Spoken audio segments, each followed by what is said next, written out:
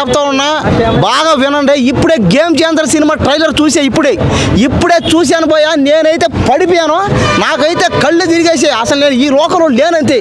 రామ్ చరణ్ ఈ సినిమాలో చేసాడు పోయా యాక్టింగ్. ట్రైలర్ చూస్తుంటేనే గూస్ బంప్స్ అంటే కింద పోయినా వేసాడు అంతే. ఇంకా పోయా ఈ సినిమాలో పోయా నాకైతే ఈ సినిమాలో నాకు నచ్చింది ఎక్కడంటే హెలికాప్టర్లో. ఇప్పుడు దాకా ఏ సినిమా హీరో హెలికాప్టర్ నుంచి దూకిందే లేదనమాట.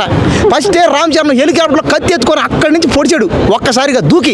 కాబట్టి ఇంక ఈ సినిమా ఖచ్చితంగా ఆ హెలికాప్టర్ షాట్ చూస్తేనే ఈ సినిమా 1,00,000 కోట్లు అంతే. ఇంక ఈ సినిమాకి 1,00,000 కోట్లు ఇంకా పక్క. మొన్న 50,000 కోట్లు అని చెప్పి కరెక్టే. ఈ సినిమా ఖచ్చితంగా 50,000 కోట్లు దాటేసి 1,00,000 కోట్లు కూడా పోయే ఛాన్సెస్ ఉన్నాయి. దయచేసి సినిమాని అందరూ ఆదరించండి, అభిమానించండి, ఆడించండి. పైగా గ్లోబల్ స్టార్ అయినా, పైగా ఈ భూమి మీద రామ్ చరణ్ స్టార్ అయితే ఎక్కడ లేడు. గ్లోబల్ మీద ఉన్న స్టార్నే గ్లోబల్ స్టార్ అంటారు.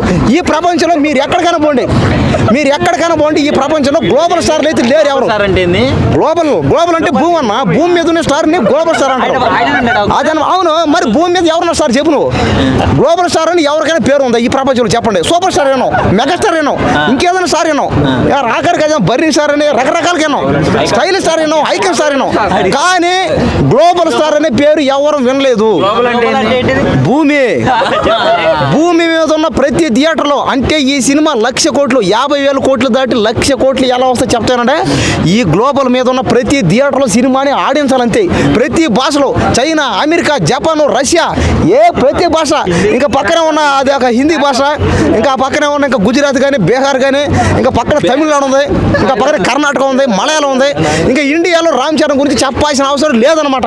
ఎందుకంటే ఆయన ఒక పెద్ద ప్యాన్ ఇండియా స్టార్ అయినా. ఇంకా ట్రిపుల్ ఆర్ సినిమా కూడా ఎలా ఆడిందో మనకు తెలుసు. అదొక ఆస్కార్.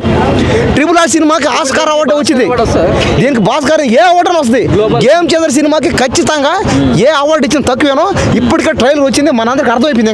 ఇంకా ఈ సినిమాలో అయితే ఇంకా ముఖ్యంగా చెప్పుకోవాల్సింది ఏంటంటే డ్యాన్సులు కానీ, ఇంకా డ్యాన్సులు అయితే చెప్పలే. లుంగి కట్టుకొని డ్యాన్స్ చేస్తున్నాడు పోయా. అదే లుంగి కట్టిన కటౌట్ అక్కడ 300 అడుగులు పెడితే అది ఇంకా ప్రపంచంలో రికార్డ్ అయింది ఇది. కాబట్టి 250 దాటేసింది అనమాట. అంటే దాదాపుగా 300 అడుగుల్లో ఉంది ఇప్పుడు దాకా. రామ్ చరణ్ రొమాన్స్ అని చెప్పలే. ఇంకా రామ్ చరణ్ కేరా అద్వానీతో, అదే ఖైరానా కేరకాయ, ఆ కేరా అద్వానీతో చేస్తున్నాడు పోయి రొమాన్స్. అబ్బా అదేమో పాటకి స్లోగా డ్యాన్స్ చేస్తున్నాడు. పైగా నా పక్కన నువ్వు ఉంటే అది రకరకాలుగా అనమాట. అదేంత తోపు డ్యాన్స్ అని రకరకాలుగా. ఇంకా రొమాన్స్ అయితే ఇంకా పిచ్చెక్కిపోతున్నాయి. అంటే మనం ఎవరు చూసినా సరే మనమే హీరోనా, అమ్మాయిలు ఎవరిని చూస్తే మనమే హీరోయిన్ అన్నట్టు ఫీలింగ్ వస్తుంది. కాబట్టి ఖచ్చితంగా ఈ సినిమాలో ఫైట్లు కూడా ఇంకా ఫైట్లే చెప్పలే. లుంగి కట్టుకొని ఫైట్ చేస్తాడు, పంచి కట్టుకొని ఫైట్ చేస్తాడు, ప్యాంట్ వేసుకొని ఫైట్ చేస్తాడు, డ్రాయర్ మీద ప్యాంట్ చేస్తున్నాడు. కాబట్టి ఖచ్చితంగా డ్రాయర్ మీద కూడా ఫైట్ చేస్తున్నాడు. డ్రాయర్ మీద ఫైట్ చేసి